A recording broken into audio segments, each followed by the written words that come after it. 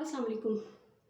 आप लोगों ने नोट किया होगा कि जब से ये लोगों ने कहा है कि इसराइल के प्रोडक्ट्स का बायकॉट करें, जो उनकी जैसे मेन हैं सोप्स हैं और चाय की पत्ती है, शैम्पू वगैरह, ये मैकडॉनल्ड, केएफसी, लेज़, पेप्सी, कोक।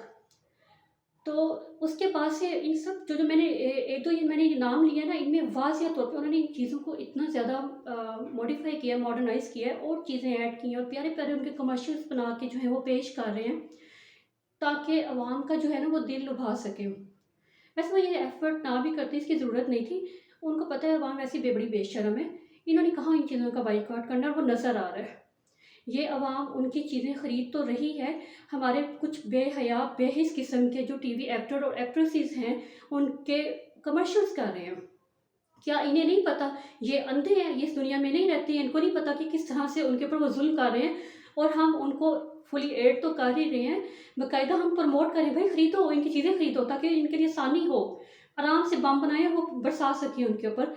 आखिरकार उसके बाद हमारी बारी है ना।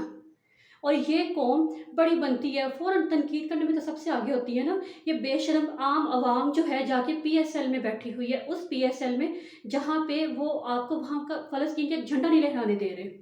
तुम लोगों में ज़रा सी भी गैरत होती ना, खुदा का खौफ होता, तो लानत भेज के सारी कौम वहाँ पे क्रिकेट स्टेडियम से बाहर आ जाती। और ये जानते हुए भी वो पीएसएल भी उनकी सपोर्ट में है, केएफसी उसको फुली जो है सपोर्ट कर रहा है।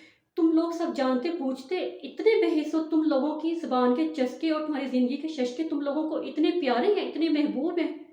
क्या तुम लोगों ने सदा इधर ही बैठे रहना है, आगे जवाब नहीं देना है? तुम लोग कैसे अल्लाह के कहर से बचोगे? क्या जवाब दोगे अल्लाह को जब अल्लाह तुमसे सवाल करेगा कि तुम लोग क्या किया तुम लोगों ने मुसलमान बहन भाइयों के लिए? कुछ सोचें, अपने अंदर कोई शर्म पैदा करें।